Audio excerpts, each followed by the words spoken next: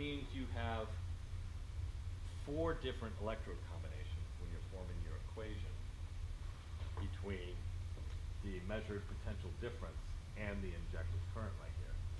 And you see that it forms basically, you still have that rho I over 2 pi at the Earth's surface, and then you just have a linear sum of different radii that correspond to, for instance, if this is a plus current injection point and this is the plus voltage measurement point, these different R1, R2, R3, and R4 correspond to the different radii between the different electrode pairs. Okay? So it's just a linear sum then of different electrode distances. And you can write this in terms of what's known as a geometrical factor, and that's just the 2 pi times all these different radii. So basically for any DC resistivity electrode configuration that you use consisting of 4 electrodes, you end up with basically it being represented by the voltage, the resistivity which we're trying to measure, the current, and then some sort of geometrical factor. Okay. It's all pretty simple, right? Okay, questions?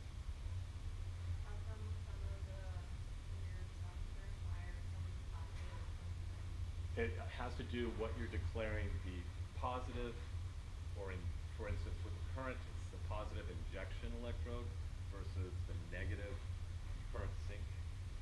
So current is coming out here, that would be positive, it's going back in there. That term with that would be negative. And just where you determine the positive versus negative potential electrodes. Okay, so just a so if this is the positive side, then this distance right here would be that 1 over R1. This distance right here, this is the negative potential electrode. So that would be positive times negative, so that would be the negative term. This distance right here from here to here, this is the positive potential electrode, the negative current injection electrode, so that would be negative. And then this distance R4 right here would be the negative potential electrode times the negative injection electrode, so negative times negative, then is positive. So R4 then would be positive.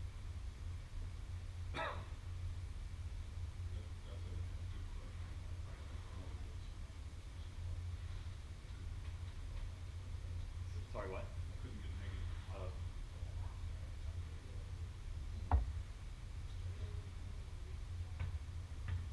Okay, any other questions? One thing to think about is just like if you, I don't know if you did this in your basic physics undergrad courses, but if, say, back to Ohm's law, if we just think of this voltage measurement across a resistor, if you have your ohm meter and you're measuring a voltage and you measure it in this configuration with M over here and N over here, on the meter, the digital meter says, say, it'll give you a positive voltage reading. Then you flip the electrodes such that this electrode is moved over here and this one is moved over here, and suddenly you'll see the voltage is negative. It's the same magnitude, but just by flipping the position of the electrodes, it'll change the sign. And the same thing would happen if you kept the potential electrodes the same, but just reverse the position of the positive and negative injection electrodes. Any other questions? Okay, so this is our previous expression. Well, that's not our previous expression. We have this expression for voltage generated over a Earth with resistivity, uniform resistivity rho, and we're injecting a current, and then there's this geometrical term. We can rearrange this to solve for what we're interested in, okay, which is the resistivity. So all we've done is rearrange that term to bring the resistivity alone on one side of the equation and represent it into things, or represent it in terms of things we know. That is, we know the voltage, because we're measuring that. We know the current, because we know how much current we're injecting. And we know the geometry, because we've got the tape measure on the ground, or the GPS units, and we know where we're putting electrodes. So all these things are known, and the only thing that's unknown then is the resistivity, which is what we're trying to measure. Now, when we do this for any measurement, once again, if it was a uniform Earth, then that would be the true resistivity that we're trying to recover. But if it were a uniform Earth, then there's no reason for us to make the measurement, right? Because we already know what's going on under the Earth. So often the Earth is heterogeneous, and what we're trying to deduce is that heterogeneous structure, because it's going to tell us something about the geology. In that case, then, rho is not homogeneous, and when we solve for this expression, what we're solving for is what's known as an apparent resistivity. Okay, it's not the true resistivity of the Earth, but what rearranging the measurements to solve for this does is it takes the geometry and the dependence on the amount of current that we're pumping out of the ground out, and we can solve for what's called an apparent resistivity, which is the resistivity of a fictitious homogeneous subsurface that would yield the same voltages as the Earth over which the measurements were actually made. So even though the Earth's not homogeneous, there's some distribution of resistivity that will yield the same voltage for the same current that we're pumping into the ground.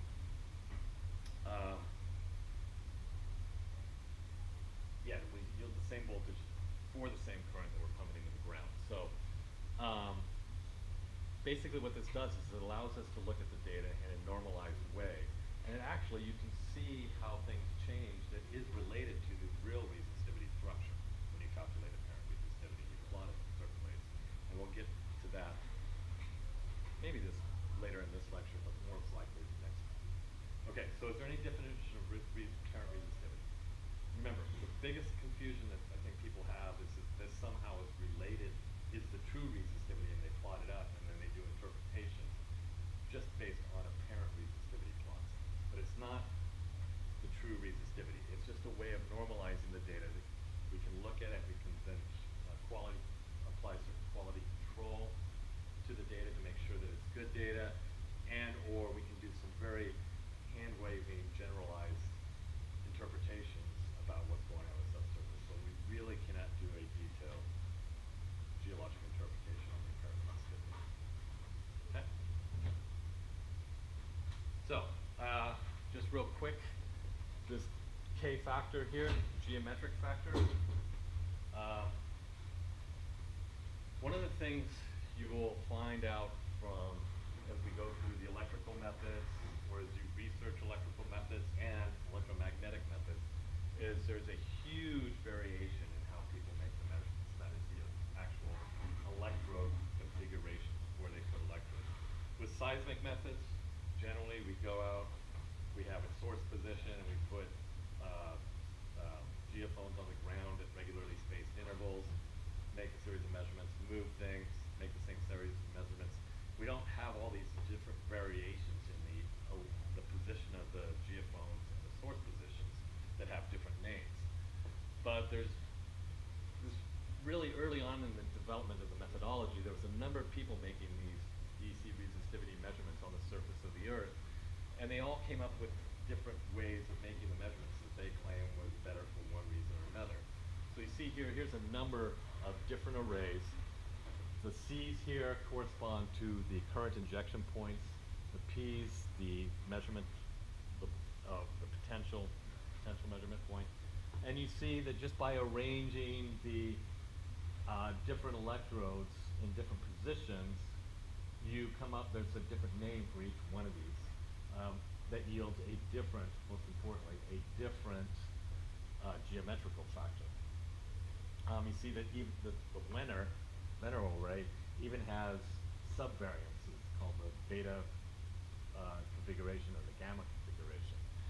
And that each of these different configurations has a different geometrical factor, just based on that linear sum of those four terms involving distances between electrodes. Out of all these, the most commonly used are standard Wenner array, the dipole-dipole array, and the Schlumberger array. And these have different advantages and disadvantages in terms of logistics and how long it takes to move electrodes and collect the data. as well as in terms of signal quality. Now, really these came about in the past because basically we had systems that only allowed injection of current at 2 points and measurement potential at 2 points. With the recent advent of multi-core cables that allow us to lay out a whole array of things for the computer to control the acquisition scenario, connecting different current electrodes and potential electrodes, these have kind of come by the wayside, and there's not as much discussion of the advantage of the better array, say, against the Slumberberg array. But as you read through the literature, you will find that there's references to all of these, and that the geometric factor then simplifies to a pretty simplified, or reduces to an expression depending on what type of array that you use. And that geometric factor then is used to calculate the apparent resistivity depending on the array that's used. Okay. So let's talk about the behavior of currents. Early on, the behavior of the currents, people like to talk about them in trying to relate it to the way that a seismic wave would behave. So you would hear about current refraction. Okay? I like to call it current distortion because what's happening is when you have an interface or an inhomogeneity that has a different resistivity than the surrounding material, that interface or homogeneity is going to distort the current to flow in a non-radial way. And it's pretty easy to figure out based